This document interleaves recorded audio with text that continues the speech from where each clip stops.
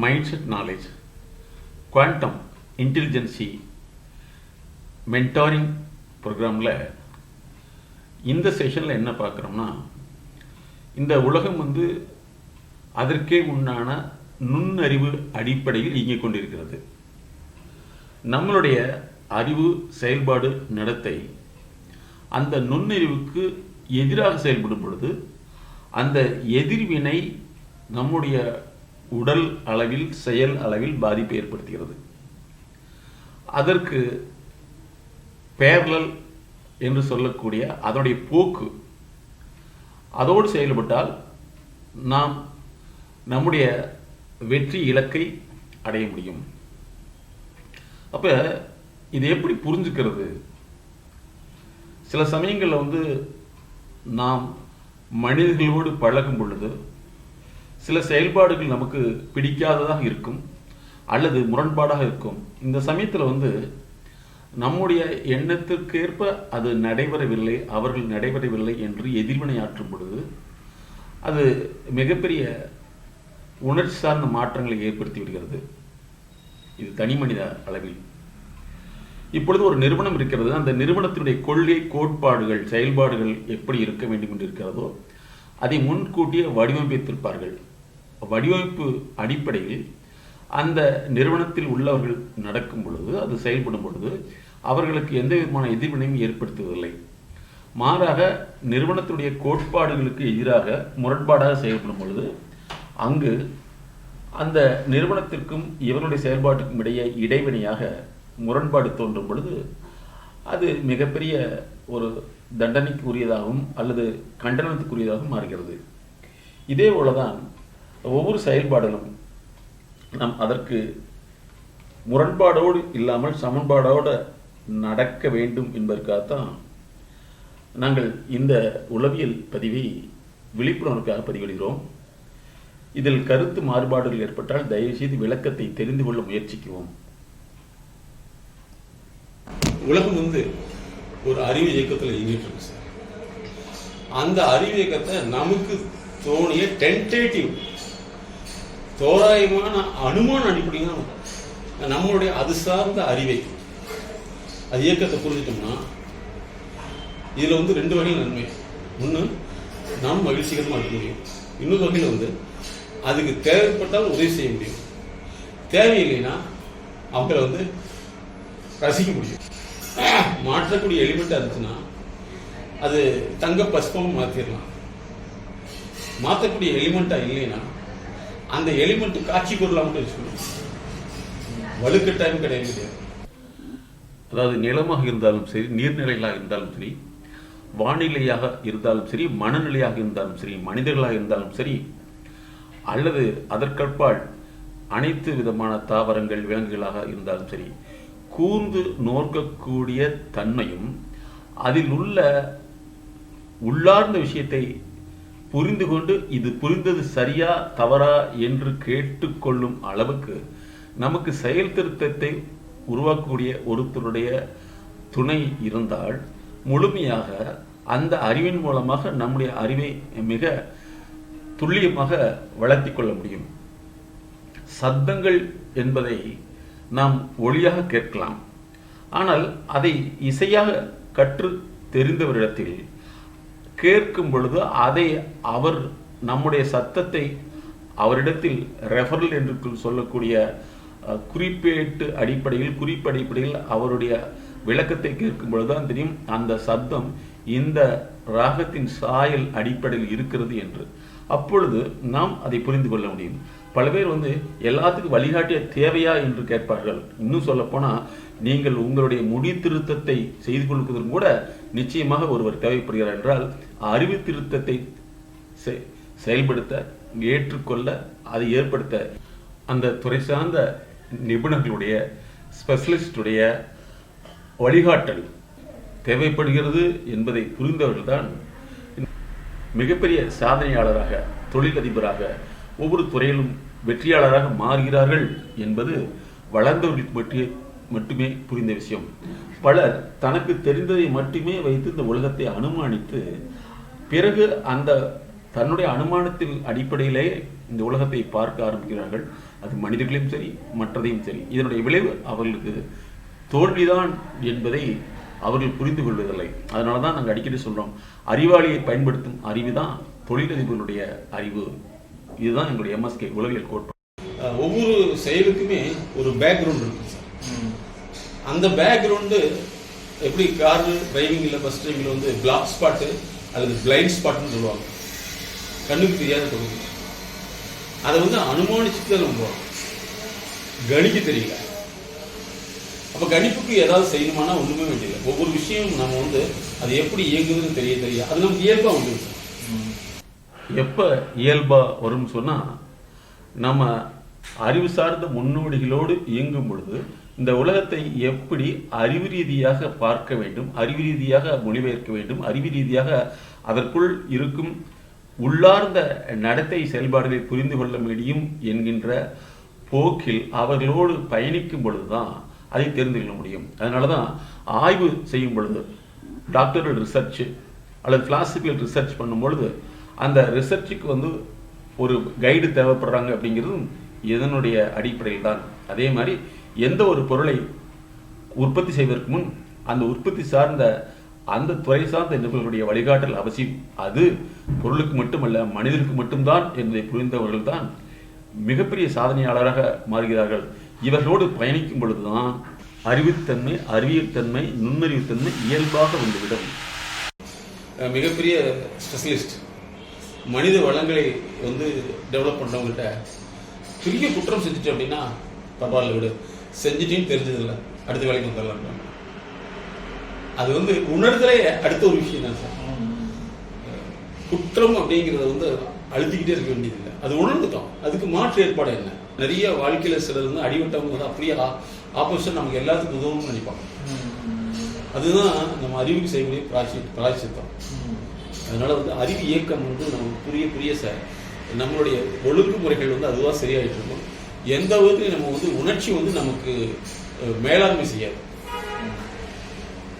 அது கோப உணர்ச்சி அல்லது பழி உணர்ச்சி அல்லது விரக்தி உணர்ச்சி அல்ல அது சில சமயங்களில் வந்து சுய வெறுப்பு உணர்ச்சி, இதெல்லாம் வந்து ஒர்க் அவுட் ஆகாது. ஏன்னா அந்த சூழ்நிலை நம்ம வந்து உலகத்தை பார்க்குறோம், ஒருத்தர் இப்படி இருக்காரு, ஆனால் நம்மளுடைய பங்கேற்று டெவலப் பண்ணுறதுக்கு நமக்கு வாய்ப்பு கிடைக்காதா அப்படின்னு நம்ம வந்து விருப்பத்தை மட்டும் சொல்லிட்டு போயிட்டே இருக்கோம். கிடைச்சதுன்னா செஞ்சுருவோம். உயிரினங்கள் மீது அக்கறை தான் சார். பேரன்புங்கிறது நம்ம கொஞ்சம் ஒரு நாய் மேல அன்பா இருக்கும்போது கொஞ்சம் அது வேண்டி வாங்கி கொடுத்தாரு. ஆனா அக்கறைங்கிறது அதோடைய வளர்ச்சிக்கு உதவுறதான். அப்ப அந்த வளர்ச்சிக்கு உதவக்கூடிய விஷயத்த நம்ம உணர்வால செஞ்சுட்டே வரணும் சார். எந்த மக்களுமே வந்து வளர்ச்சியை வந்து விரும்ப மாட்டாங்கிறது அவங்களுடைய இன்பில்ட் சிஸ்டம். ஏன்னா வளர்ச்சிக்கு உழைக்கணும், ஆனா கற்பனைக்கு உழைக்க வேண்டியதில்லை. இவங்க கற்பனைன்னு புரிஞ்சுக்கிறது நீண்ட நாளைக்கு பின்னாடி நடக்கும். ஒரு சிலருக்கு அதுவே புரியாது. அதுக்கு ஒரு காரணத்தை சொல்லிடுவாங்க, என்னுடைய பிராப்தம் அப்படின்னு ஒரு செயலை முடிச்சுருவாங்க. அப்படி கிடையவே கிடையாது. உலகத்துல வந்து இந்த பிரபஞ்சத்தில் படித்த அனைத்து உயிரினமும் வந்து அது செய்யக்கூடிய வழிமுறைகளே அது ஏற்கனவே பில்ட்னு வச்சிருக்குது. நம்ம அந்த சிஸ்டத்தை ஆப்ரேட் பண்ணதே இல்லை, அதை அப்படி மூடி மறைச்சிடணும். பலருக்கு தன்னுடைய செயல்பாடுகளை வந்து செய்யப்படாமலேயே கற்பனையில் வாழ்கிறார்கள் என்பது பல ஆண்டுகளுக்கு பின் தான் புரியும். சிலருக்கு புரியாமே போயிடும். இன்னும் ஒரு சிலர் தன்னுடைய கற்பனையை வைத்துக் கொள்வது திட்டம் என நினைச்சுக்கிறாங்க. திட்டம் என்பது வேறு, கற்பனை என்பது வேறு, நினைவு என்பது வேறு, செயல்பாடு என்பது வேறு, செயல் திருத்தம் என்பது வேறு. பொதுவாக அடிக்கடி நாங்கள் ஒரு உளவியல் சார்ந்த விழிப்புணர்வு மக்களுக்கு கொடுப்பதுண்டு. பொதுவாக பேச்சாளருடைய பேச்சை ஏன் மக்கள் விரும்புகிறார்கள்னா, அந்த பேச்சாளர் கதையை சொல்கிறார், ஏதோ ஒரு நிகழ்ந்த ஒரு கதையை சொல்றாரு, அந்த கதையில் இருக்கிற மாதிரியே தனக்கு நடக்கும் இவங்க கற்பனை பண்ணிக்கிறாங்க.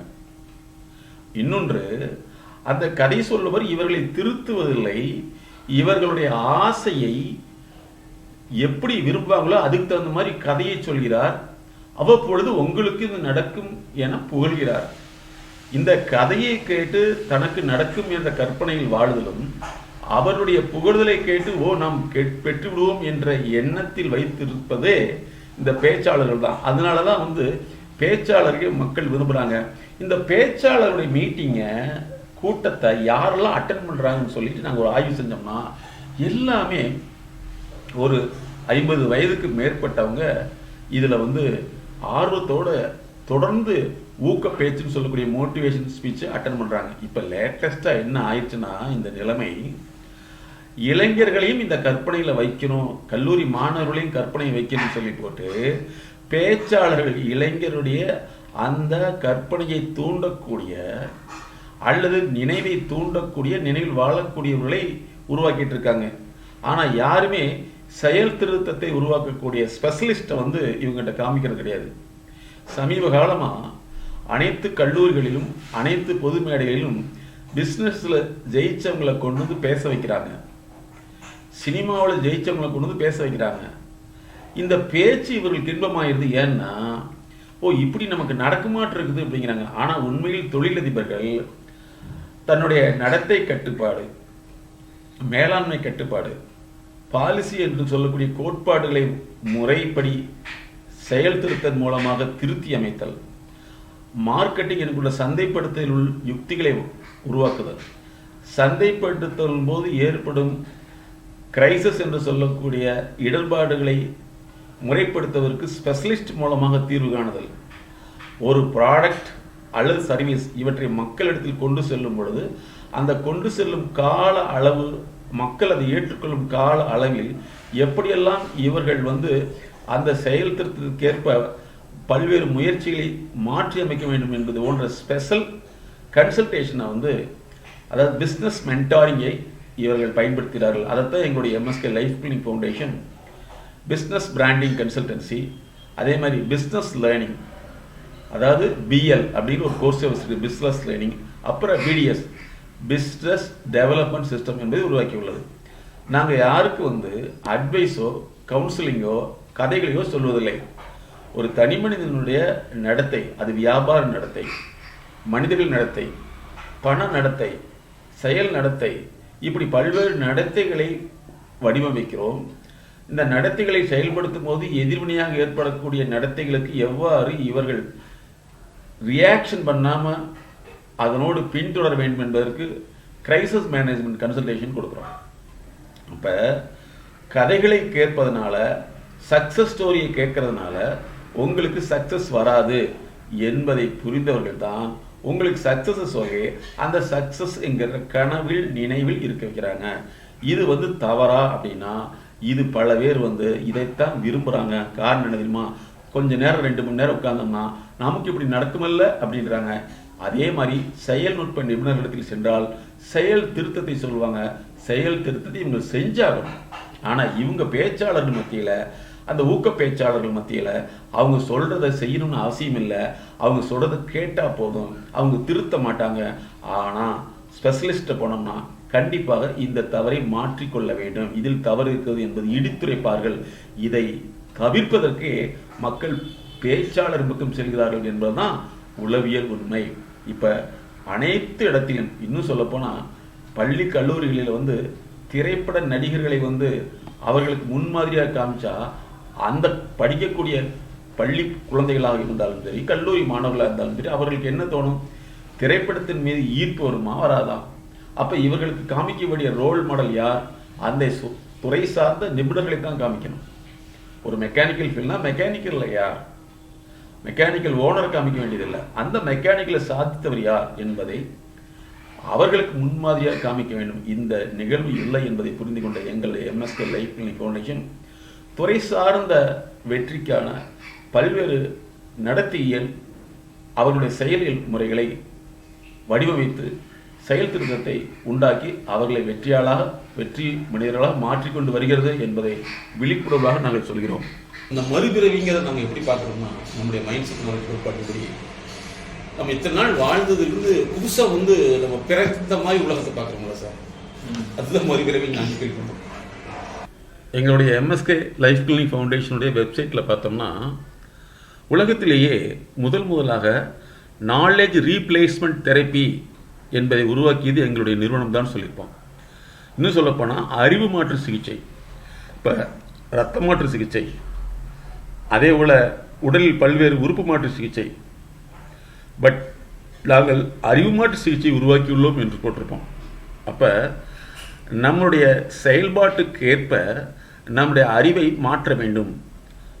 நமக்கு எந்த செயல்பாடு தேவைப்படுகிறதோ, எந்த விளைவு அல்லது ரிசல்ட் தேவைப்படுகிறதோ அதற்கேற்ப நம்ம அறிவை மாற்றி அமைத்தால் மட்டுமே அதை அடைய முடியுமே தவிர, தன்னுடைய இஷ்டத்துக்கு செய்யவேன் ஆனால் அது நடக்கும் என்று எதிர்பார்ப்பது அறிவியலுக்கு உளவியலுக்கு முரண்பாடு ஆனது என்பதை புரிந்து கொண்ட எங்களுடைய நிறுவனம் ஒவ்வொரு மனிதனுடைய செயலுக்கான மூளை காரணம், மூல காரணம், அவருடைய அறிவு பாதை, செயல் பாதை இவற்றை ஆய்வு செய்து அவர்களோடு பயணித்து அதை மாற்றி அமைக்கிறது. அறிவை புதிய பார்வையில் புதிய பிறப்பாக அறிவு பிறப்பதை நாங்கள் மறு பிறவி என்று சொல்கிறோம். இன்னும் சொல்ல போனால் மறுமை என்று சொல்கிறார்கள். இந்த வார்த்தை மறு உண்மைதான் மறுமை.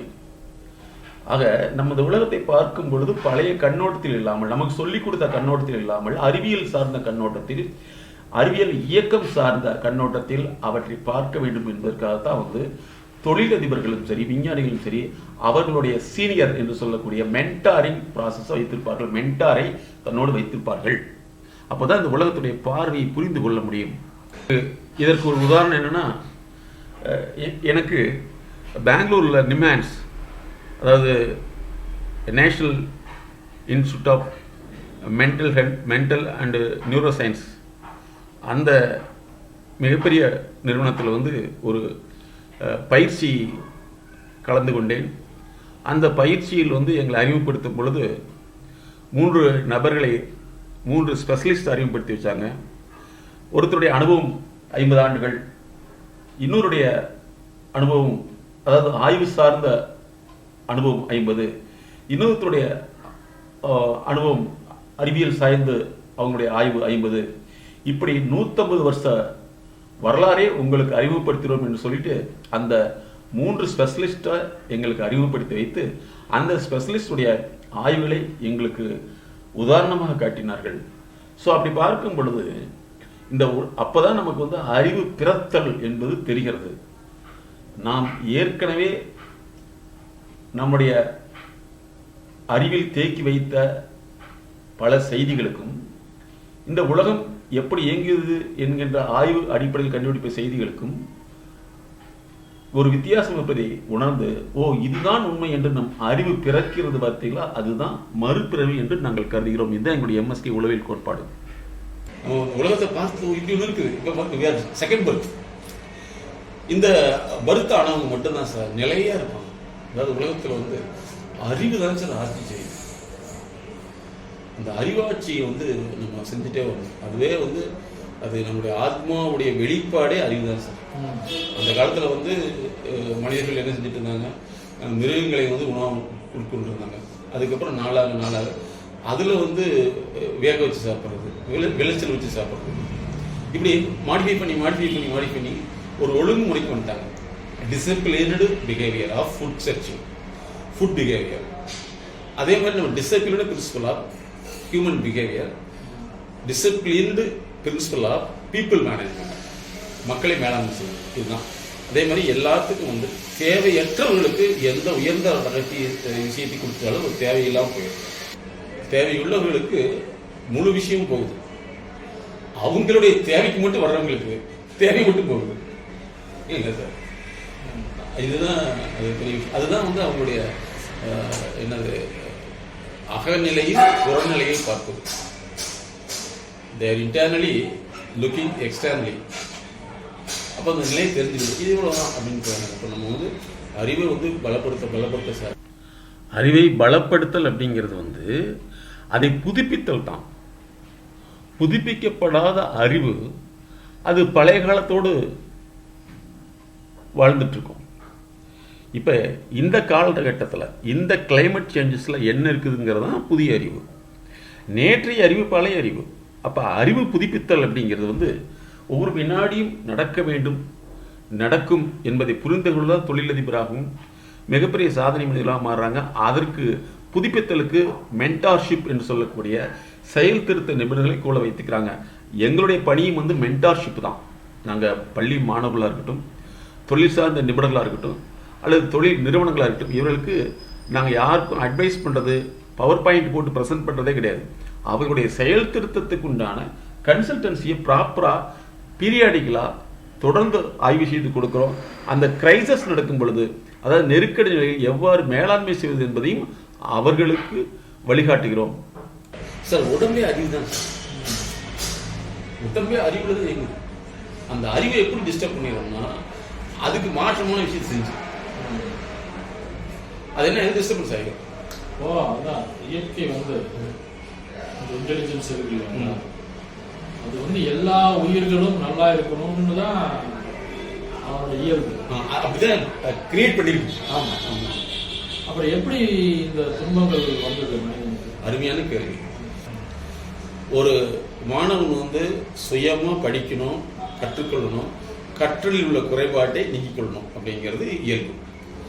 நம்ம என்ன செய்யணும்னா திருப்பி திருப்பி ஒன்று செய்ய வச்சு அதை மனப்பாடமா பண்ணி வச்சிருமே தேவை, அறிவா பண்றது. அப்ப இது எப்படி துன்பமா விளைவிக்குது அப்படின்னா, இன்னொருத்தர் வேலை கொடுத்தா தான் செய்யற அளவுக்கு.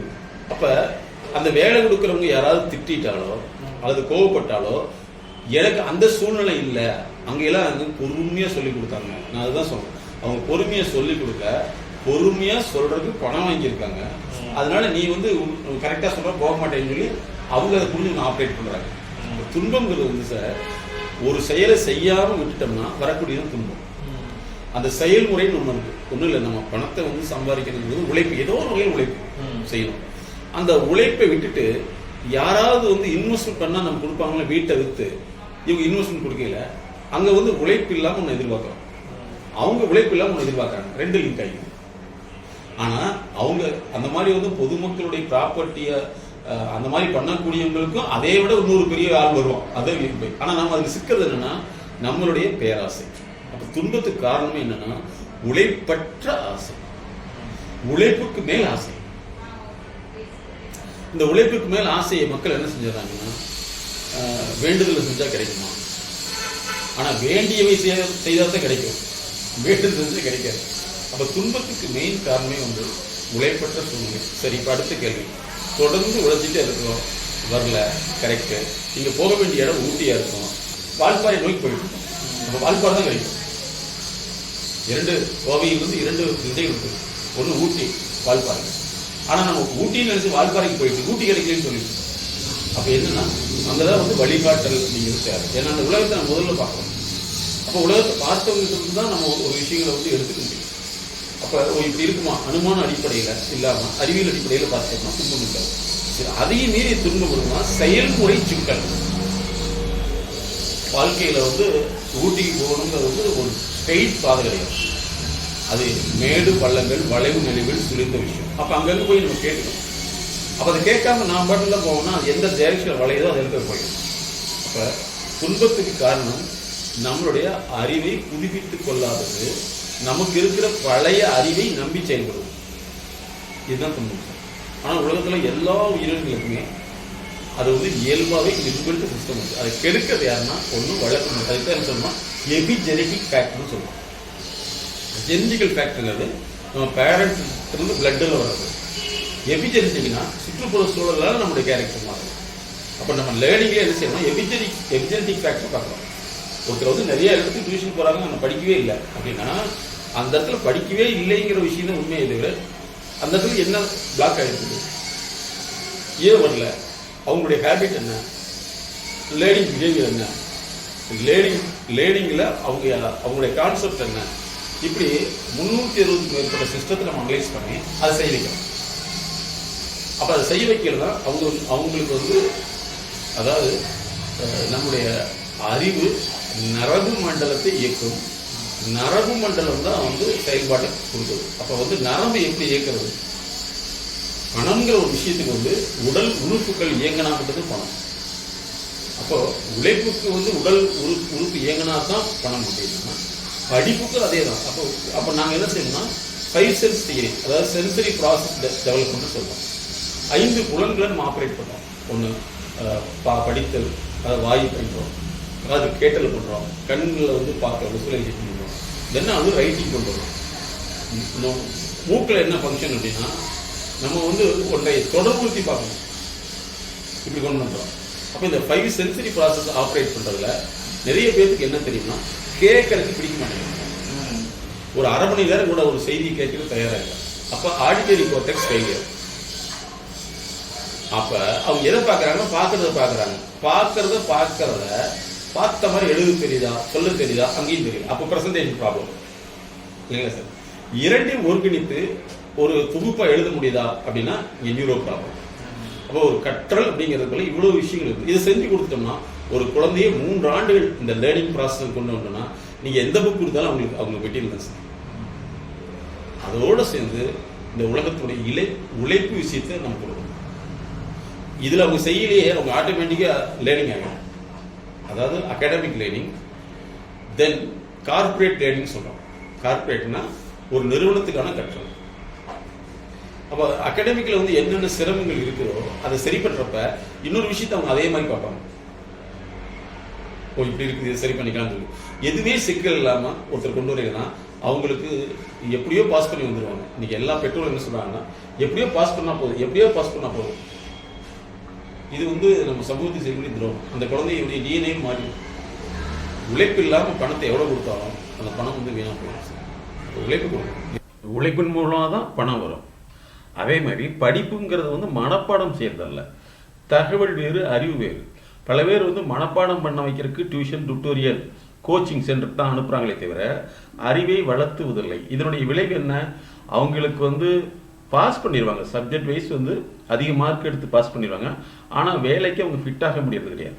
இது ஒரு மிகப்பெரிய இஷ்யூவாக இருக்குது. ஆனால் பெற்றோர்கள் அந்த தன்னுடைய குழந்தைகளுடைய தவறை, செயல்படும் தன்மை குறைபாடு என்பதை புரிந்து கொள்ள தெரிவதில்லை.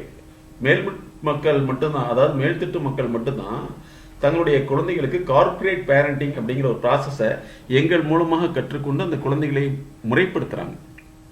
நாங்கள் இந்த கற்றலுக்கே வந்து லேர்னிங் லேப்னு வச்சுருக்கோம், கற்றல் ஆய்வகம்.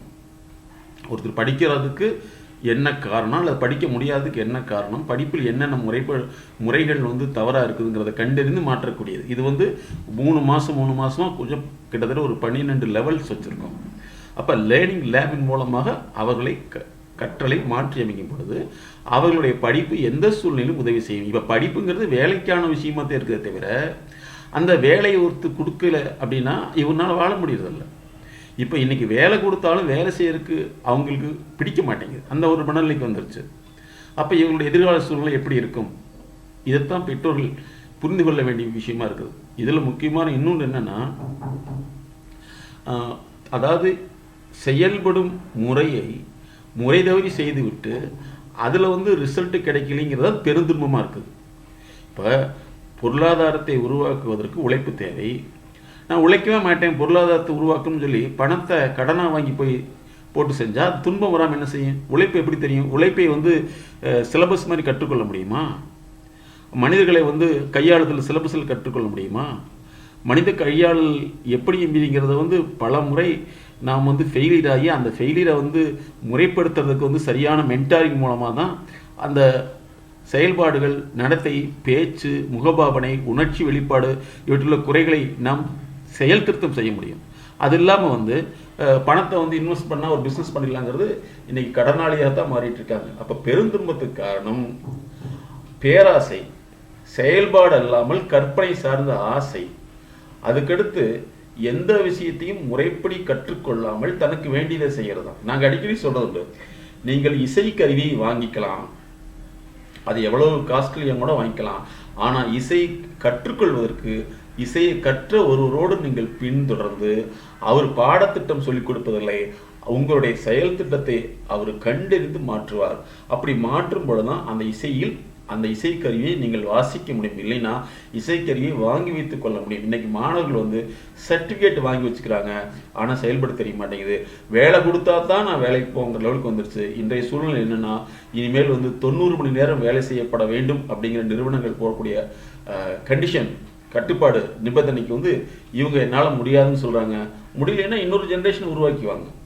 அப்போ முதலாளிகள் செய்யறது தவறா அல்லது சரியா அப்படின்னு ஆர்குமெண்ட்ல போறதை விட அவங்க வந்து இன்வெஸ்ட்மெண்ட் பண்ணவங்க, அவங்களுக்கு தேவையான இன்ஸ்ட்ருமெண்ட்டை வாங்கிக்குவாங்க, அவங்களுக்கு தேவையான மனுஷனை வாங்கிக்குவாங்க. இப்போ அதுக்கும் வேண்டிய வேலை அவசியமே இல்லை. ஏன்னா இப்போ ஏஐ வந்துருச்சு. அப்போ அதனால வந்து வேலையை கற்றுக்கொள்ளதும் அந்த வேலையை வந்து முறைப்படி செய்யாததும் அதுதான் வந்து பல்வேறு பெருந்துன்பத்துக்கு காரணங்கிறது தான் எங்களுடைய எம்எஸ்கே உளவியல் கோட்பாடு. அதே மாதிரி உடம்புக்கு தேவையான செயல்பாடுகளை செய்யாது இருக்கும் பொழுது, உணர்ச்சிகளை முறைப்படுத்தாத பொழுது அது உடல் சார்ந்த கோளாறுகளை ஏற்படுத்தும். வைரஸ்னால் வரக்கூடிய பிரச்சனை ஒன்று என்றால் வாழ்க்கையினால் வரக்கூடிய பிரச்சனை தான் பல. அதனால 99% நோய்கள் வந்து வாழ்வியல் அழுத்தத்தினால் வருகிறது என்கிறது ஆய்வு சொல்கிறது. ஆனால் பல பேர் வந்து ஸ்ட்ரெஸ்ஸுங்கிற ஒற்றை வார்த்தை சொல்லி தப்பிச்சுக்கிறாங்க. அப்போ துன்பத்துக்கு காரணம் முறையற்ற தனக்கு எது சாதகமாக இருக்குதோ அதை செய்து கொண்டு அந்த செயலுக்கான செயல்முறையை செய்யாது இருக்கிறது தான் துன்பத்துக்கு காரணம். ஒரு நண்பர்களுக்கு குடும்ப சூழ்நிலை கஷ்டமாக இருக்குது. அவங்களுக்கு வந்து ரிலேஷன் வந்து 100 பவுன் போட்டு கல்யாணம் பண்ணி கொடுக்குறாங்க. ஆனால் இதனுடைய சூழ்நிலை என்னன்னா சாதாரணமாக 10க்கு 10 தான், அவ்வளோதான். அதுக்குள்ளேயே 4 பேர் வாழணும். வாரத்துக்கு 2000 ரூபா வருமானம், அவ்வளோதான். ஆனால் ரிலேஷன் வந்து 100 பவுன் போட்டு கொடுக்குறாங்க. குழந்தைக்கு வந்து அந்த பொண்ணுக்கு வந்து ஒரு 1 லட்ச ரூபாய்க்கு ட்ரெஸ் வாங்கி தந்துடுறாங்க. இது 2 பேர் வாங்கிட்டாங்க. ஏன்னா உழைப்பில்லாத ஒரு குழந்தைக்கு உங்களுடைய உழைப்பின் மூலமாக இருக்கக்கூடிய பணத்தை எல்லாம் செலவுன்னா தெரியாது. நார்மலாக செய்யுங்க, அதிகமாக செய்ய வேண்டாம். அதே மாதிரி அந்த வாங்கிட்டு வந்த பொருள்லாம் பார்த்தீங்களா அப்படின்னு கேட்டேன். இல்லை சார் பார்க்கல, எனக்கு வெக்கமாக இருக்குது. அவங்க அன்பில் செய்யலாங்க, நான் ஏன் பார்க்கணும் தெரியாது. அப்போ எனக்கு இந்த வார்த்தை ரொம்ப பிடிச்சது சார். உழைப்பு இல்லாமல் இருக்க ஒருத்தருக்கு பிறகு உழைத்ததை வச்சு கொடுக்கல அது மதிப்பு இருக்காது. எவ்வளோ நுட்பமான வார்த்தை சார். அதுக்கப்புறம் தான் அவருக்கு நல்லா தெரியுது. அவர் வந்து ஒரு சம்பவத்துக்காக நிறைய வாழ்க்கையே இழந்திருக்காரு. பெரிய காம்ப்ளெக்ஸ்லாம் வச்சிருந்து பெரிய லெவலில் இருந்திருக்காரு. வாழ்க்கையை வந்து சமூகத்துக்காக இழந்திருக்காரு. நிறைய பேருக்கு நல்ல செஞ்சிருக்காரு. அதனால வந்து தன்னுடைய தொழில் ரீதியில் கொண்டு போயெல்லாம் போயிடுச்சு. இந்த உலகம் என்ன சார் எதையுமே திருப்பி கொடுக்குறது சார். நம்ம எதை செஞ்சாலும் தெரியும் சார், அது அப்படியே திருப்பி வந்துடும். கெட்டது செஞ்சாலும் ப்ளஸ் டேக்ஸ் மாதிரி பில்லோடு வந்துடும், நல்லது செஞ்சாலும் பில்லோடு வந்துடும். நம்ம கூடுமான வரைக்கும் நம்மளுடைய நடத்தைகளை வந்து ஆடிட்டிங் பண்ணணும். அதாவது லைஃப் ஆடிட்டிங் சொல்லணும். வாழ்க்கை தணிக்கைன்னே நாங்கள் ஒன்று வச்சுருக்கோம். வாழ்க்கையில் எதெல்லாம் தணிக்கை பண்ண வேண்டியிருக்கு அப்படிங்கிற ஃபஸ்ட்டு வந்து ஃபேமிலியில் வந்து ஒரு இன்டகிரேஷன் கொண்டு வரணும், குடும்ப ஒருங்கிணைப்பு. அப்போ குடும்பங்களில் வந்து ஒவ்வொருத்தரும் நம்ம இன்ட்ராக்ட் பண்ணிட ஒவ்வொருத்தரும் ஒரு குறைபாட்டோடு அல்லது ஒரு வெறுப்புணர்ச்சியோடு அல்லது அதீத விருப்புணர்ச்சியோடு செயல்படுவாங்க. இதை நம்ம நியூட்ரல் பண்ணணும். அதாவது ப்ரொஃபஷனல் ஃபேமிலி இந்த இதில் வந்து யாருன்னா அப்பா தான் ஒரு தொழில் அதிபராக இருக்காரு, தொழிலை கொண்டு வர்றாரு. அப்பாவுடைய நோக்கம் என்ன, அந்த நோக்கத்தை வந்து இணைந்து செயல்படையில் அது ஒற்றை நோக்கம் மாறிடும். அதே மாதிரி இன்னைக்கு நிறைய ஃபேமிலியில் வந்து குழந்தைகிட்ட சொல்கிறதே, உங்கள் அப்பா அன்னையிலிருந்து இன்னைக்கு வரைக்கும் வேலை போயிட்டு இருப்பாரு, ஒன்றும் வாங்கி தர மாட்டார், இப்படியே நான் போயிட்டுருக்கேன். அப்புறம் அவங்கெல்லாம் அவ்வளோ பவுன் போட்டிருக்காங்க, இவங்களாம் இவ்வளோ பொண்ணு போட்டிருக்காங்க, இவ்வளோ ட்ரெஸ் இல்லை அப்படின்னு இவங்க சொன்னாங்க கூட அந்த குழந்தைகள் வந்து இதுதான் உண்மைன்னு நம்ப ஆரம்பிச்சு. அப்போ என்னன்னா நமக்கு இதே நிலைமை தானே அப்படின்னு நினைக்க ஆரம்பிச்சு. அப்போ வந்து ஃபஸ்ட்டு அந்த ஃபேமிலி திங்கிங் தாட் அனாலிசிஸ் பண்ணணும் சார். ஒற்றை நோக்கம். அவர் அப்பா சொல்லக்கூடியது தவறாக இருந்தால் விளக்கம் கேட்குமே தவிர விலகி போகக்கூடாது, வெறுப்பும் கொள்ளக்கூடாது. அப்போ ஒரு இன்டகிரேட்டட் ஃபேமிலி அப்ரோச்சஸ் அதுதான் நாங்கள் போட்டிருக்கோம். டோட்டல் ஃபேமிலி டெவலப்மெண்ட் கன்சல்டேஷன் போட்டிருக்கோம். Total family wellness. ஒரு முழு குடும்பமும் ஒற்றை நோக்கத்தோடு செயல்படும். அப்பா வந்துட்டாரு அல்லது அம்மா உழைக்கிறதா வச்சிட்டோம்னா அம்மா வந்துருச்சு, அம்மாவுக்கு என்ன வேணும் செய்யணும், என்ன பேக்ரவுண்ட் செய்யணும் அப்படின்னு செஞ்சிட்டோம்னா அந்த வீடு தான் சார் இந்த சொர்க்க பூமின்னு சொல்லுவாங்க. ஏன்னா நமக்காக ஒருத்தர் காத்திருக்காங்க, நம்மளுடைய சொல் ஒருத்தருக்கு செயல்பாடாக மாறுது, அவங்களுடைய செயல்பாட்டுக்கு தடையான விஷயங்கள் நம்ம தெரிஞ்சுக்கிறோம், அதை நிவர்த்தி பண்ணுறோம். அப்போ என்ன ஆகும், நம்மளுடைய ஒற்றை பார்வை தான். அப்போ அந்த குடும்பம் தான் சார் ஆண்டுகளை கடந்து அதே மாதிரி உறவுகளை கடந்து நிலைச்சு நிற்கும். நம்ம அப்படி ஒரு 1000 குடும்பங்களை உருவாக்கிட்டோம்னா சார் அந்த குடும்பங்கள் இன்னொரு 10,000 குடும்பத்தை உருவாக்கி. ஏன்னா இட்ஸ் ரோல் மாடலாக மாறிடும். அதாவது தவறு இழைக்கக்கூடியதாக இவங்க கற்பனை செய்யறது, இவர் செய்யாதனால இவர் தவறுன்னு நினச்சிக்கிறது. அது இல்லை, அதுக்கு பின்னாடி ஒரு ரீசன் இருக்கு. அப்பா வந்து எப்பவுமே கொடுக்க மாட்டாங்கிற ஒரு கம்ப்ளைண்ட், அப்பா எப்பவுமே கொடுக்காம இருந்துதான் இதை காப்பாத்துறாங்கிற ஒரு காம்ப்ளிமெண்ட்டை பார்க்க தெரியல. இல்லையா சார், ஒன்லி கம்ப்ளிமெண்ட் தான். காம்ப்ளிமெண்ட் இல்லாமல் கம்ப்ளைண்ட் தான் இருக்குது. அதனால வந்து இந்த இன்டகிரேட்டட் அப்ரோச்சஸ் கொண்டு வந்துட்டோம்னா சார், நம்ம வந்து தூங்கும் பொழுதும் கூட நம்ம உணர்வால் ஒன்றிணைவோம். ஓ இன்னைக்கு நம்ம இந்த வேலையை செஞ்சிட்டோம், அடுத்தது நம்ம என்ன செய்யட்டோம், அடுத்தது என்ன செய்யட்டோம், அப்படி செய்யலை அந்த நிறுவனம் தான் சார் வளர்ச்சி அடையும். எந்த காலத்துலையும் வந்து குழந்தைகளுக்கு வந்து பெற்றோருடைய நடைபாதை அல்லது கடந்து வந்த பாதையை நம்ம வந்து ஒரு அறிவியல் ரீதியில் சொல்லணும். அது சொல்றதுக்கு யார் மெயின் காரணம்னா மதர்ஹுட் தான். நீங்க நேரடியா சொன்னா ஏற்றுக்கொள்ளவே மாட்டாரு. அப்ப நம்முடைய வரலாறு எங்க இருக்குது, அந்த வரலாறு சொல்றதுக்கு வாய்ப்பு எங்க இருக்குது?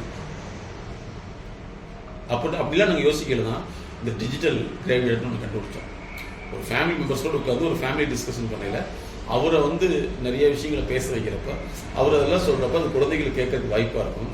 அல்லது குழந்தைகள் ஆரம்பத்தில் கேட்கறதுக்கு கஷ்டப்படுது, இந்த வரலாறு எனக்கு எதுக்கு அப்படிங்கிற கேள்வி இருக்குது அப்படின்னா, அந்த குழந்தைகளுடைய உங்களுடைய வாழ்க்கை வரலாறு உங்களுடைய குழந்தைகள் கேட்கணுமா வேண்டாமா அப்படிங்கிறது இப்போ நீங்கள் முடிவு பண்ணணுங்கிற விழிப்புணர்வு கொடுக்குது. பொதுவாக வந்து அரச குடும்பங்கள் பார்த்தீங்கன்னா அவங்களுடைய அரசர்களுடைய அவங்களுடைய கோட்பாடுகள், அவங்களுடைய செயல்பாடுகளை தன்னுடைய பேர குழந்தைகளுக்கு சொல்லிக் கொடுக்கப்படுகிறது, நினைவூட்டப்படுகிறது. அதன் அடிப்படையில் தான் அது நடக்குது. இப்போ உதாரணத்துக்கு வந்து இப்போ இருக்கக்கூடிய இங்கிலாந்து அதனுடைய பேர குழந்தைகளாக இருக்கக்கூடிய எலிசபெத் ராணியினுடைய பேர குழந்தைகளை பற்றி ஒரு ஆய்வு என்னன்னா, அவங்களுடைய மூதாதையர் விக்டோரியா மகாராணி அவங்களுடைய பேசிக் பிரின்சிபல் வந்து இவர்களுக்கு கற்றுக் கொடுக்கப்படுகிறது. அதன் அடிப்படையில் செயல்படுறாங்க. இன்னைக்கு டவுன் ஹால்னு உலகம் முழுவதும் இருக்கும். ஏன்னா விக்டோரியா மகாராணியுடைய டவுன் ஹால். அப்ப அது எப்போ உதாரணத்துக்கு கோயம்புத்தூர் எடுத்தீங்கன்னா 1892 கட்டப்பட்டது. அப்ப இன்றளவுக்கு வந்து அதனுடைய செயல்பாடுகள் உலகளவில் வந்து படிமமா இருக்குது. அதை பின்பற்றுறாங்க. அப்போ உங்களுடைய வரலாறுகளே நீங்கள் தெரியாத போது அல்லது கற்றுக் கொடுக்காத பொழுது வாழ்க்கை எப்படி இருக்கும்? நீங்கள் நாகர்கோவில் சைடு போய் பார்த்தீங்கன்னா, அதாவது ஏவி கெனால், அனந்த விக்டோரியா மகாராணி கெனால் அப்படிங்கிற ஒரு ஒரு ஒரு அதாவது அந்த காலத்தில் வந்து படகு போக்குவரத்துக்காக உருவாக்கப்பட்ட கெனால் இன்னைக்கு இருக்குது. அப்போ அரச குடும்பங்கள் எப்பவுமே வந்து வரலாற்று அடிப்படையில் இயங்கிட்டு இருக்குது. ஆனால் இன்னைக்கு வந்து ஒரு குடும்பத்தினுடைய வரலாறை தன்னுடைய குழந்தைகள் கேட்க மறுக்கிறது என்று சொல்லும் போது இந்த குழந்தைகளுடைய வரலாறுகள் இவர்களுடைய குழந்தைகள் கேட்காது. அப்போ என்ன, அது வரலாற்று குடும்பமாக இருக்குது. நாங்கள் அடிக்கடி சொல்றதுங்க, ஒருத்தர் வந்து ஒரு 60 வருஷம் வாழ்ந்தாரு, குழந்தையை படிக்க வைக்கிறாரு, அவர் ஒரு வேலைக்கு போகுது, அது 60 வருஷம் வாழுது, அந்த டிஎன்ஏ கண்டினியூட்டி இல்லாமல் தான் இருக்குது. இதை மாற்றுறதுக்கு தான் எங்களுடைய MSK life clinic foundation family wellness therapy என்பதை உருவாக்கியுள்ளது.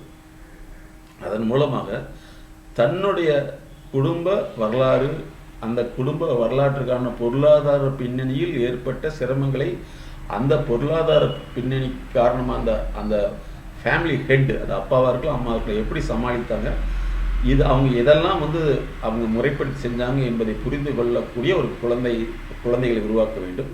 அப்படி ஒரு சமுதாயத்தை உருவாக்க வேண்டும்ங்கிறதா எங்களுடைய எம்எஸ்கே லைஃப் கிளினிக் ஃபவுண்டேஷனும் இன்டகிரேட்டட் ஃபேமிலி வெல்னஸ் தெரப்பி.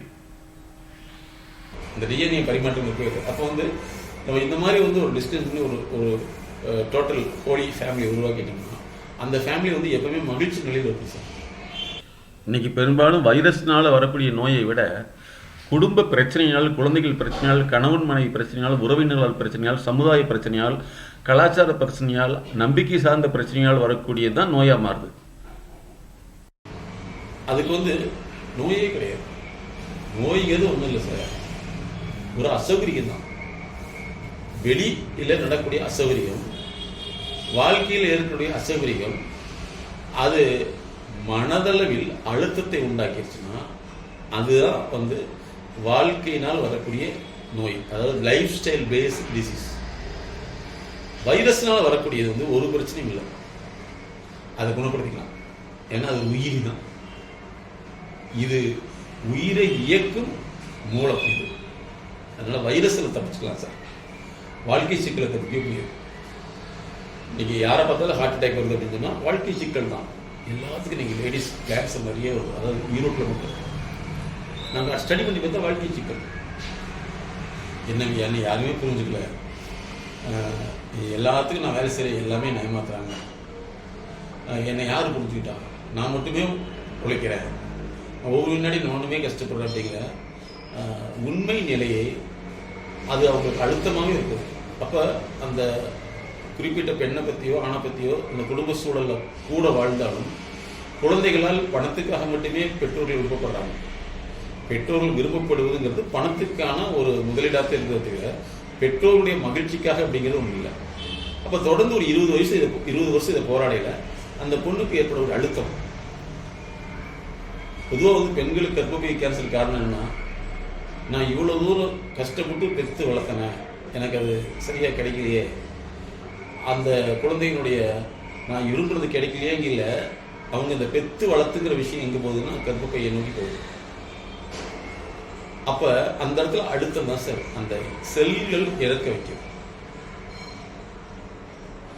ஆண்களை பொறுத்தளவு என்னன்னா, நான் இவ்வளோலாம் கஷ்டப்படுறேன், என்னை யாரையும் புரிஞ்சுக்கல, நான் எத்தனை வருஷம் கஷ்டப்படுறேன், இனிமேல் நான் கஷ்டப்பட்டால் இதே நிலை தானே அப்படின்னு முடிவுக்கு வர்றாங்க.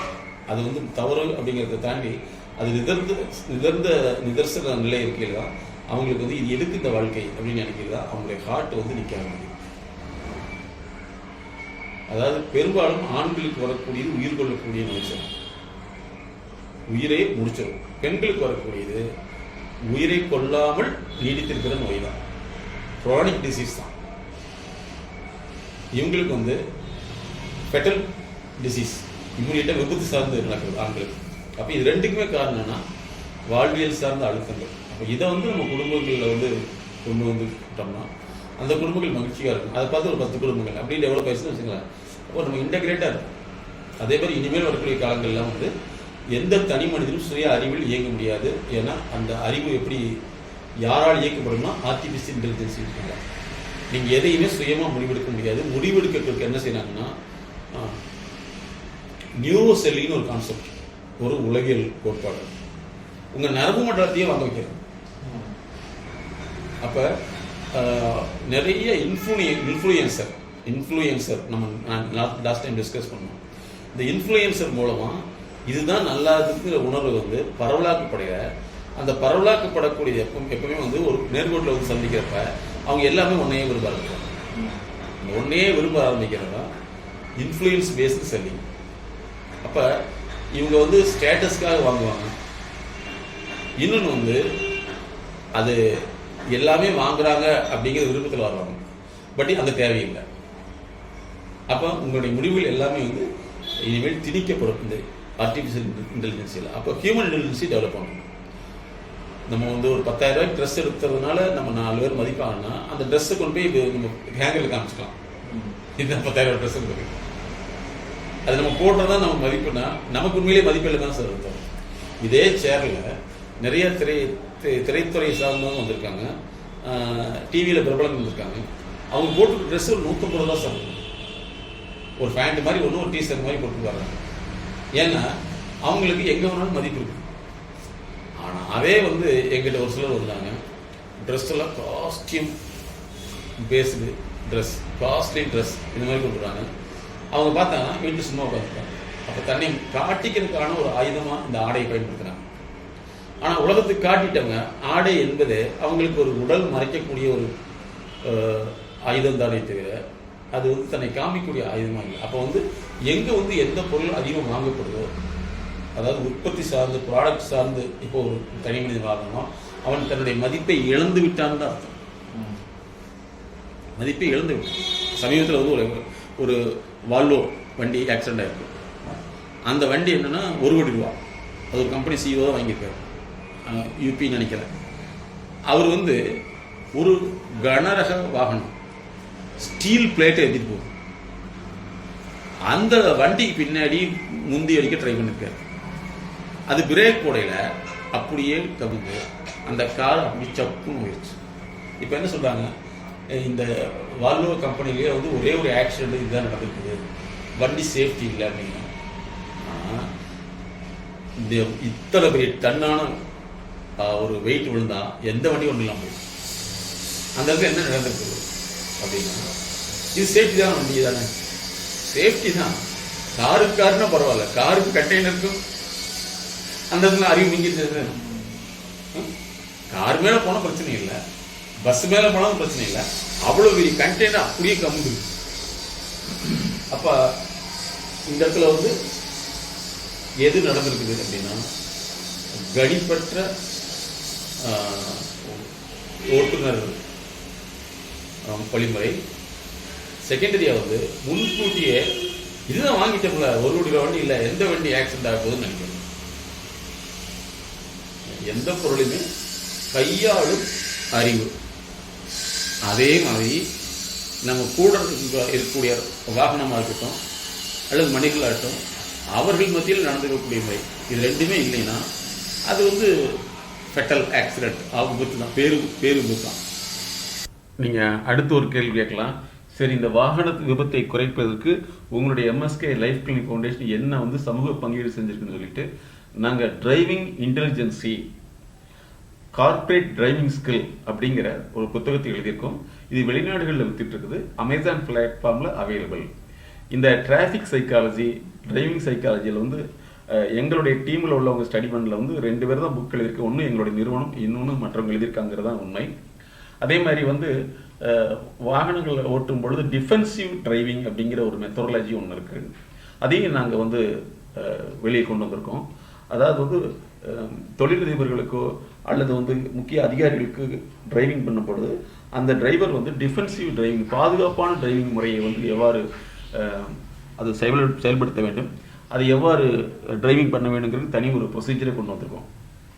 அப்போ எங்களுடைய MSK life clinic foundation quantum mechanism என்பதை குவாண்டம் பிஹேவியர், குவாண்டம் ஸ்கில் என்பதால் மாற்றியுள்ளது.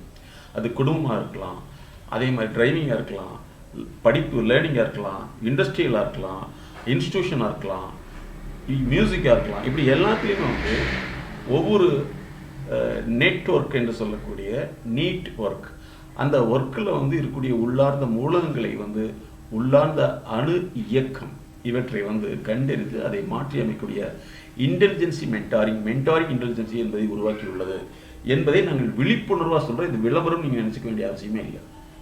அந்த அதாவது சேஃப்டி அப்படிங்கிறது வந்து பாதுகாப்பு தான் அர்த்தமே தவிர பாதுகாப்புன்னு அர்த்தம் கிடையாது, சரிங்களா சார்? அதான் நாங்கள் போட்டிருந்தோம், ரோடு சேஃப்டின்னு போட்டிருந்தாங்க.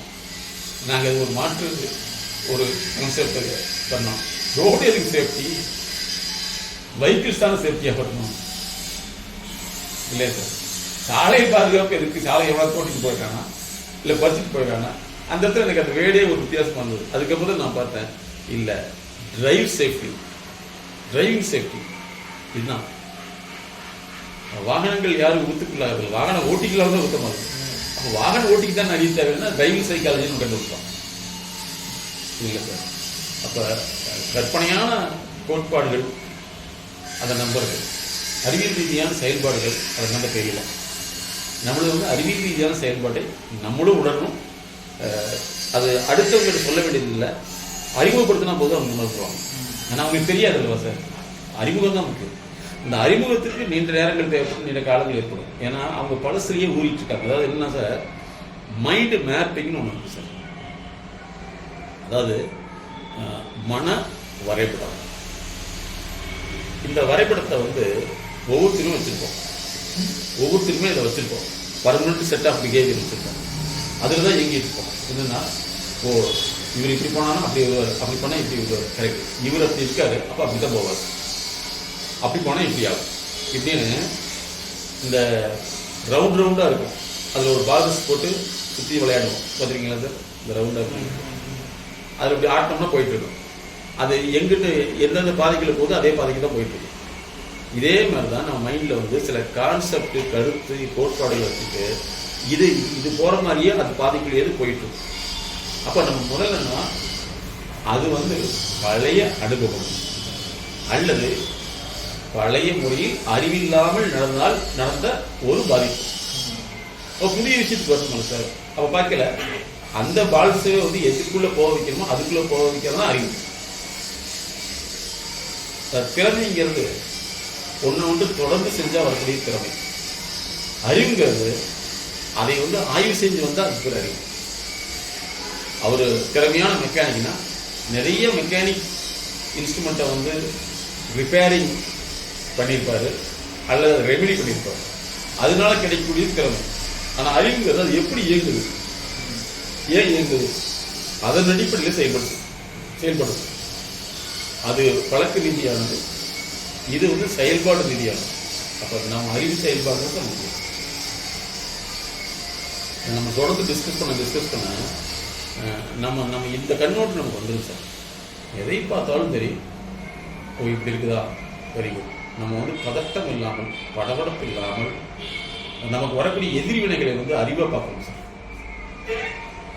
எதிர்வினைகளை உணர்ச்சியா படையில தான் பாதிப்பு, எதிர்வினை அறிவியாக பார்க்கணும்.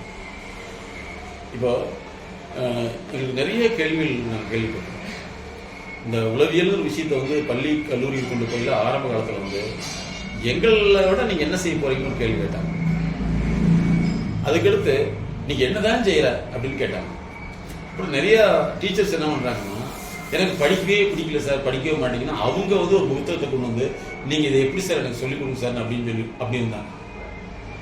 இதெல்லாம் வந்து நம்ம ஆரம்பத்தில் வந்து உண்மைன்னு நம்பணும். அதுக்கப்புறம் தான் தெரியுது அது ஒரு எதிர்வினை. அவங்க தன்னை வளர்த்தி கொள்ளாமல் வழிவிடாமல் இருக்கக்கூடிய எதிர்வினை நம்ம கண்டுபிடிச்சோம்.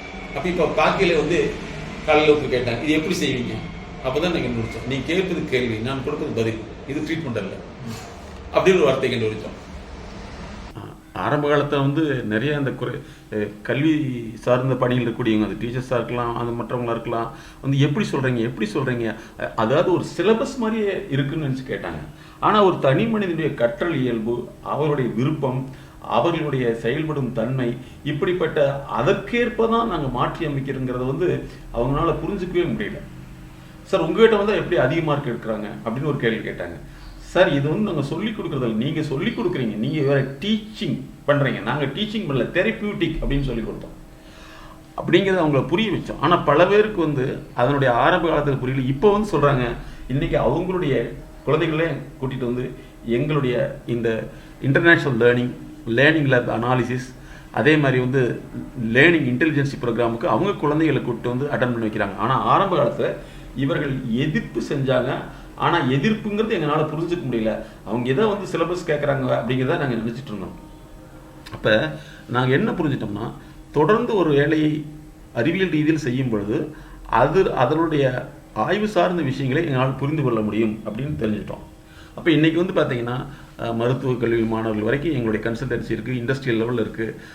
அது என்ன அப்படின்னா, தொடர்ந்து நாங்கள் ஒவ்வொரு மனிதனுடைய இயல்புகளையும் பல்வேறு வழிகளில் அதை கண்டறிந்து தான் நாங்கள் மாற்றோம். நாங்கள் வந்து சிலபஸ் மாதிரி அவங்களுக்கு சொல்லிக் கொடுக்குறது கிடையாது. அதுதான் எங்கள் அடிக்கடி சொல்லுவோம், எங்களுக்கு ATM format, no advice, no tutorial, no medicine. அதனால தான் இன்னொரு ஸ்டேட்மெண்ட் போட்டிருப்போம், அதாவது அறிவாளிக்கு ஆலோசனை, நோயாளிக்கு ட்ரீட்மெண்ட் அப்படின்னு கொண்டு வந்தோம். அப்போ ஒவ்வொன்றும் நம்ம பார்க்கணும் சார். அதே மாதிரி கன்சல்டன்சி ஃபீஸ் அப்படிங்கிறது ஒரு பாலிசி கண்டுபிடிச்சோம். கன்சல்டன்சி ஃபீஸ் எதுக்குன்னா, நான் உங்களோடு இணைந்து செயல்பட ஒத்துழைக்கிறேன்னுக்கான கட்டணம் தான். அந்த கட்டணம் குடுக்கையில தான் ஒத்துழைப்பு வருது இல்லைங்க அப்படின்னு கண்டுபிடிச்சோம். அப்போ நம்ம எதிர்வினைகள் நடக்கையில தான் சார் ஒவ்வொன்றுக்கு பின்னாடி என்னன்னு பார்க்கணும். அப்போ பார்க்கையில வந்து அந்த உண்மை தெரியல, ஒன்றும் நமக்கு ஒரு கிளாசிஃபை கண்டுபிடிக்கிறோம், அல்லது ஒரு ஸ்டேட்மெண்ட் கண்டுபிடிக்கிறோம். ஆனால் எதிர்வினை இல்லைன்னா ஒன்றுமே இருக்காது. அப்போ எதிர்வினைகள் வந்து நம்மளுடைய அறிவை இயக்குவதற்காக நம்ம பயன்படுத்தணும், நம்மளுடைய உணர்ச்சியை இயக்குவதற்காக நம்ம இருக்கக்கூடாது. எங்க போனாலும் சரி சார், நம்ம வந்து எதையும் மக்கள் ஏற்றுக்கொள்ள தெரியாது. அது அவங்களுடைய அறியாமையை நம்ம மீது திணிப்பது அவங்களுடைய அறிவுன்னு நினைச்சுக்காங்க. அறியாமையை திணிப்பது அறிவுன்னு நினைச்சுக்கிறாங்க. என் பையன் பயங்கரமா பில்லியர்ஸ், என் பொண்ணு பயங்கரமான பில்லியர்ஸ், அப்புறம் எங்க கூட்டு வந்தீங்க, அவன் படிக்க மாட்டேங்கிறாங்க, அப்ப எதுக்கு பில்லியர்னு சொன்னீங்க? இல்லைங்க, செல்ஃபோன்லாம் நல்லா தெரியும், அப்போ செல்ஃபோன் விடுங்க, நல்லா பண்ணிவிடும், செல்ஃபோன் மெக்கானிக்கல் கடையில் சேர்த்து விடலாம். இல்லை சார் இன்டர்நேஷனல் ஸ்கூலில் படிக்கிறான், அப்படி நீங்கள் என்ன சொல்லணும்? டாக்டர்கிட்ட போய் என் பையனுக்கு கண்ணு நல்லா இருக்குது, காது நல்லா இருக்குது, ஹார்ட்டு தான் ப்ராப்ளம் சொல்லுவீங்களா அப்படின்னு கேட்டால், இல்லை சார் உங்கள்கிட்ட சொன்னேன், நீங்கள் அவருக்கு தெரிஞ்சுக்கலாம். ஆனால் நான் தெரிஞ்சுக்கிறோம்மா, நீ ஏன் இதுக்கு சொல்கிற, அவனுக்கு என்ன வேணுமோ அதுதான் சொல்லணும். அப்போ இந்த மாதிரி நிறைய நம்ம பார்க்கலாம் தெரியுது, புதிய பதிலை நம்ம கண்டுபிடிக்கணும். படிக்க சொன்னால் இப்படி நெளியிறாங்க. ஸ்கூலில் எப்படி இருப்பாங்க? ஸ்கூலில் நல்லா இருக்காங்க சார், நீ போய் பார்த்தீங்களா? டீச்சர் சொன்னாங்க சார், அப்படியே இப்படி இருக்கான், அதான் தெரியுது சார். அப்போ நமக்கு வந்து இந்த உலகம் கற்றுக் கொடுக்குது. நம்ம ஒரு தெளிவான ஒரு நோக்கத்தில் இருக்காங்க, அவங்க தெளிவற்ற நோக்கத்தில் இருக்காங்க அப்படிங்கிறத நமக்கு கற்றுக் கொடுக்குறது சார். டியூஷன் அப்படிங்கிறது ஒருத்தர் வந்து தொடர்ந்து ஒரு வேலை செய்திருக்கலாம், அங்கே வந்து அறிவு வளர்ந்தார். இன்ட்யூஷன் அப்படிங்கிறது இன்ட்யூட்டிங் அப்படின்னா அவங்களுடைய உள்ளறிவை அதிகப்படுத்துறது, அதுதான் நம்ம பண்ணுறோம். மெமரி அப்படிங்கிறது ஒருத்தர் வந்து மனப்பாடம் பண்ணுறது. சரி, இது கல்விக்கு மட்டுமல்ல, பிரச்சனைக்கு இது பொருந்தும். பல பேர் பிரச்சனையை மனப்பாடம் பண்ணி வச்சிருக்காங்க சார். இத்தனை நிமிஷத்துக்கு இத்தனை மணிக்கு இத்தனை செகண்ட்ல இவ்வளோ நேரம் இது நடந்துச்சுன்னு சார். அது நடந்திருக்கு 20 வருஷத்துக்கு முன்னாடி. அந்த ஸ்கேலை வச்சு இப்போ இருக்கிறது வளர்ப்பாங்க. அன்னைக்கு நடந்தது அதே மாதிரி தான் கரெக்டுங்க. அப்போ வந்து பிரச்சனையை மனப்பாடம் பண்ணி பார்க்குறாங்க. பிரச்சனையை வந்து அறிவு ரீதியில் கற்றலுக்காக அணுகிறத விட பிரச்சனையை வந்து சடங்கு ரீதியில் நடக்கும் நம்புறாங்க. அப்போ இங்கே வந்து அறிவு குறைபாடு இதுதான். இந்த சடங்கு வழி கல்வி தான் சார், இந்த டியூஷன் டுட்டோரியல் எல்லாமே, கோச்சிங் எல்லாமே. கோச்சிங்கிற வேர்டு எங்கே யூஸ் பண்ணுறாங்க? ஸ்போர்ட்ஸ் கோச்சிங், ஸ்போர்ட்ஸுக்கு விளையாட்டுக்கான கோச்சிங் இல்லைங்களா? கோச்சிங்னா என்ன? ஒருத்தர் ஒரே வேலையை செய்ய வைக்கிறது. அங்கே அறிவு எங்கே வரப்போகுது? இதுக்கு ஒரு பதில் வச்சிருப்பாங்க. தொடர்ந்து செஞ்சால் அறிவு வரும்ல, தொடர்ந்து செஞ்சால் ஒன்றுல அறிவு வரும், மற்றதெல்லாம் அறிவு இருக்காது இல்லை, அது ஒன்று தானே தெரியும் அப்படிங்கல. அந்த காலத்தில் அப்படி இல்லையே சார். அந்த காலத்தில் நீங்கள் இல்லைங்களே. இப்போ இருக்கிற காலம் வேற இல்லை. எதை சொன்னாலும் தனக்கு கம்ஃபர்டபுளான பதிலை வச்சுக்கிட்டு இதுதான் கரெக்டுங்கிறது தான் மனித இயல்பு சார். இதை நம்ம வந்து டீல் பண்ணுறது தான் நம்மளுடைய அறிவு, பீப்புள் மேனேஜ்மெண்ட். இப்போ இதெல்லாம் நம்ம சிலபஸில் இருக்காது, வாழ்க்கைக்காக நம்ம சொல்லிக் கொடுக்கணும். ஏன்னா இனிமேல் வரக்கூடிய காலகட்டங்கள் எப்படி இருக்குன்னு சொன்னால், அதாவது ஒரு கால் பண்ணி அந்த கால் மூலமாக இருக்கிற அக்கௌண்ட் எடுக்கிற அளவுக்கு கொண்டுட்டான். ஸ்கேமிங், அதாவது செல்போன் ஸ்கேம். அதே மாதிரி அட்வான்ஸா என்ன வந்துருச்சுன்னா, இப்போ ஒரு கேப் புக் பண்றோம்னா நீங்க ஐபோன்ல இருந்து புக் பண்ணா ஒரு சார்ஜ், ஆர்டினரி போன்ல இருந்து புக் பண்ணா ஒரு சார்ஜ். சார் இது கேள்விப்பட்டீங்களா சார்? சென்னையில் இதுதான் வந்து ஒரு ஸ்டடியை கண்டக்ட் பண்ணிட்டு இப்போ லாஸ்ட் வீக் இது நேரடியா நம்ம பொண்ணு புக் பண்ணப்போ கூட இது நடந்திருக்கு. ஐபோன்ல புக் பண்ணா 400 ரூபா காமிக்குது, அதே பாப்பா போன்ல எடுத்து பண்றா 220 ரூபா. சரி, இப்ப பாருங்க சார்.